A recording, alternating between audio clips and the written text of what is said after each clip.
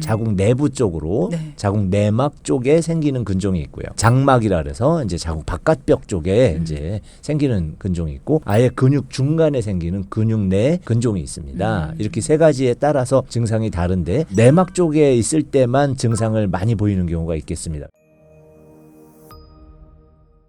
주변에 보면 자궁근종 때문에 고생하시는 분들이 굉장히 많으시더라고요. 자궁근종이 어떤 건가요? 자궁은 이제 근육 운동을 하고 그것이 늘어나면서 임신 중에 태아를 보호하고 하는 역할을 하기 때문에 근육으로 둘러싸여 있습니다. 평활근이라고 합니다. 근육 세포 자체가 비후되는 거죠. 부풀어 오르면서 딱딱한 근육처럼 이제 자리를 잡기 때문에 자궁근종이라고 부르게 됩니다. 자궁 근육에 왜 이런 자궁근종이 생기는가? 의학적으로 정확한 규명은 되어 있지는 않습니다. 근데 가장 기본적인 건 뭐냐면 임신을 위한 여러 가지 여성 호르몬이 기본이다. 네. 그 외에 다른 것들이 같이 이제 복합적으로 작용하는데 네. 호르몬인 것이 확실한 이유는 뭐냐면 생리를 안 하는 연령층에서 발생이 아예 없고요.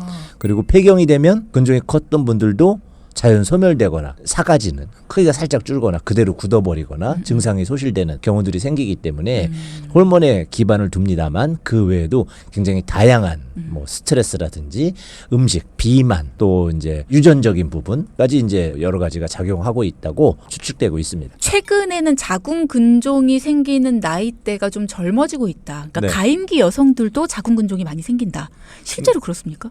실제로 가임기 여성에게 생기는 겁니다. 가임이라는 건 호르몬이 나오는 경우이기 때문에 네.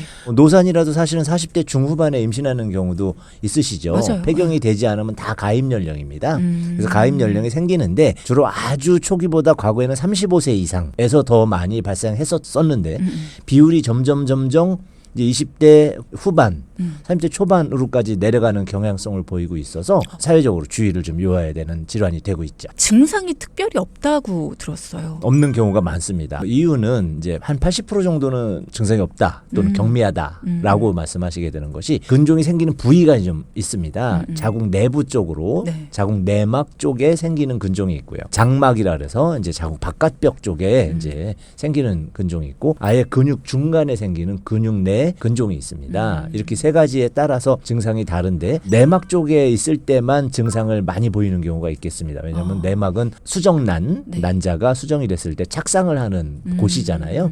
그 부위는 배란일과 더불어서 나온 내막이 생리일 때 탈락되는 과정 중에서 뗐다 붙었다 자꾸 반복하는 부위거든요. 그렇죠. 네. 그래서 그 부위에 있을 때만 여러 가지 뭐 증상들이 발생하게 되겠고요. 그중에 가장 큰 것은 이제 생리량이 늘어나는 것이 제일 흔하고 또 이제 통증 같은 것이 나타나는데 이 바깥쪽에 있는 근종들은 중간에 있는 근종도 마찬가지지만 생리할 때 영향을 가장 많이 받지 않기 때문에 아무 증상도 없이 계시다가 나중에 그냥 검진 받았는데 복부 쪽으로 10cm짜리 뭐 혹을 발견하시고 충격을 받으신 분들이 계십니다. 자궁근종은 그대로 둬도 괜찮은 건가요? 그렇습니다. 아무 증상이 없을 때는 주기적으로 한 1년에 한 번이나 6개월에 한 번 정도 크기에 따라서 초음파 검사라든지 그런 걸 통해서 증식했는지 크기가 커졌는지 확인을 하게 되고요. 대신 이제 통증을 유발한다든지 부위에 따라서 근종이 자궁 경부 쪽에 있다든지 내막에 있어가지고 생리량, 통증, 골반 충만감 이런 거를 많이 일으킨다든지 한다면 양약이나 한약이나 사용을 해서 증세를 감소시키려고 이제 시도를 하죠. 위치에 따라서도 더 위험할 수가 있나 봐요. 그렇습니다. 지금 말씀드린 자궁 경부와 내막 쪽에 있을 때 문제가 되고요. 그리고 어느 정도 커졌을 때도 음식이라든지 식생활, 녹황색 채소를 많이 드시게 하고 비타민 B2,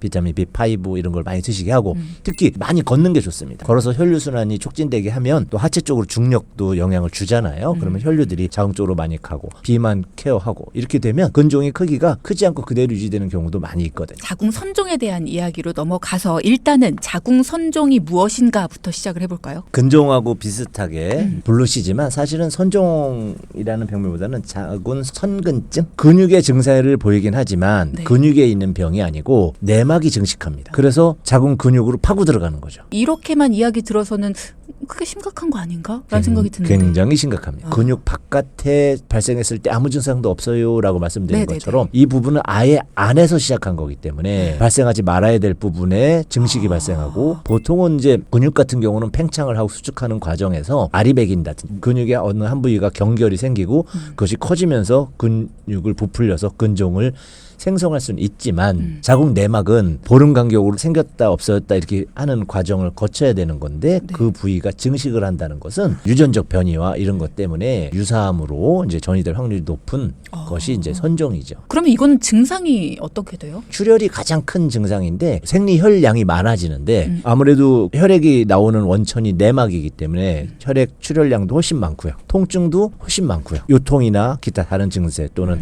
압박감에 의해서 소변 장애라든지 직장 쪽에 작용을 해서 대변의 문제를 발생한다든지 이런 부분의 증상도 근종보다 훨씬 더 강하게 나타납니다.